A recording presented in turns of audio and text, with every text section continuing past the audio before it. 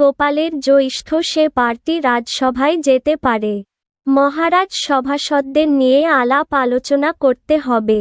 আমার সারার মধ্যে এমন কি কেউ আছে যে গোপালের ঘর থেকে কিছু চুরি আনতে পারে?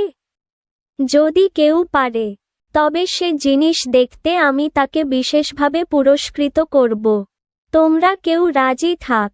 মহারাজের পুরস্কার লোভেও রাজি হল না গোপালের কেউ চুরি করতে, কারণ বড় চতুর সে। তার দৃশ্য ধুলো দেওয়া সহজ নয়। পড়লে নাকালের শেষ থাকবে না। নাকানি চোবানি তোমাকে তার প্রতিই হবে। আর শোধ আপনার রাজনৈতিক কর্মসূচি নেবে এবং অশেষ দুর্গতির সীমা থাকবে না। ভূপালক একটি লোক পুরস্কারে ভেসেল মধ্যরাত্রপালের বাড়িতে সিদ সন্ধানে গোড়ায়।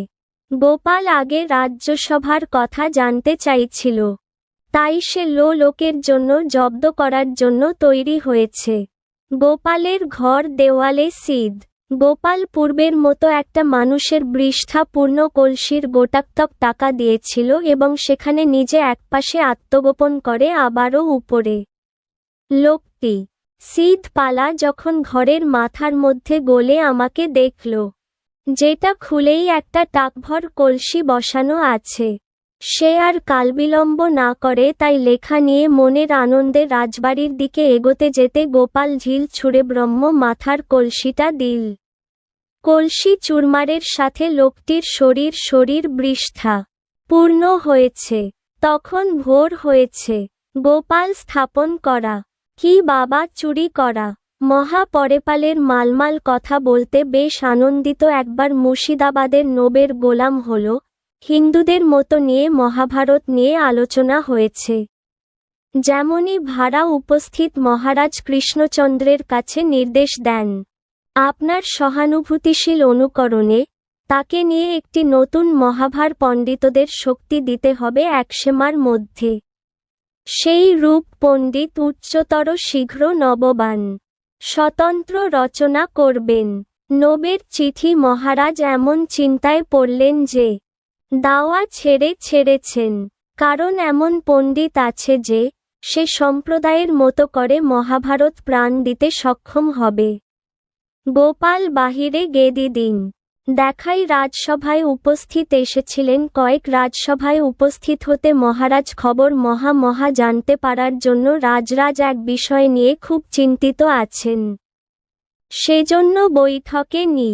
কিন্তু বিষয়টা কি সে সম্বন্ধে কেউ বলতে পারে না। গোপালের সব জায়গায় কি অন্দরবহ এমন জায়গায় অবারিত বাধার। সেজন্য অন্দরমহলে গিয়ে মহারাজকে পাকড়াওর করে। অন্দরমহলে গোপালকে নেটওয়ার্ক মন খারাপের দিকে এক প্রিয় পুরানো বিপদ আপদের বুদ্ধিদা মনে গোপালকে মনে অনেক ভরসা জায়গান। এই করে যেটা এই বিপদের সময় না গোপাল হয় কিছু বুঝতে বালে দিতে সক্ষম হবে। গোপালের কাছে অকপদে সকলের বললেন নবের মনের কথা। মহারাজের সমস্ত প্রোফাইল গোপালের এই অংশ কথারখান দান ঘুমন।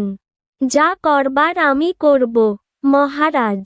গোপালের উপর বিশ্বাস করে নবের কাছে চিঠিও গোপালকে উত্তর। গোপাল গর্দের কাপড় পরে, উড়নি গাড়ে দিয়ে, গলায় বড় বড় তুলসীর মালা ঝুলিয়ে, কপালে তিলকের ফোঁটা নিয়ে, একটা মস্তক টিকতে বড় ফুল বেঁধে নব দরবার দিয়ে উপস্থিত।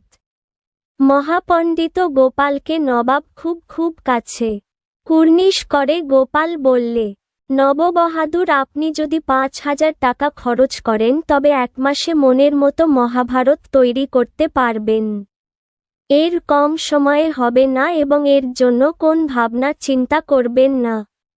নবাব গোপালের কথা বললেন, পণ্ডিত মশায়, আপনাকে ৫,০০০ টাকা দেব, আপনি যত তাড়াতাড়ি পারেন মহাভারত বলে শেষ করুন। ১ মাসের সময় নিয়ে মহাভারত আরম্ভ করে। নবের ঘন মণ্ডর তাগাদার পর তার নবের মহাভারত হাজির। পণ্ডিত বললেন, নববাহাদুর, মহাভারত লেখা প্রায় অন্তিম পর্যায়ে, খালি একটি বিষয় আছে। মনে হচ্ছে আমাদের মহাভারতে দ্রৌপদীর পাল্টা যধির, ভীম, অর্জুন, নকুল ও সহদেবপদ বিখ্যাত। সেই সব খবর রাখে, কিন্তু আপনার বেগম সাহেবার পাল্টা তাহার নাম কি আমার জানা নেই। আপনি ঈশ্বরে দেব এবং আমার লেখা মহাভারত এই সমাপ্ত হবে। এখন বল নওয়াব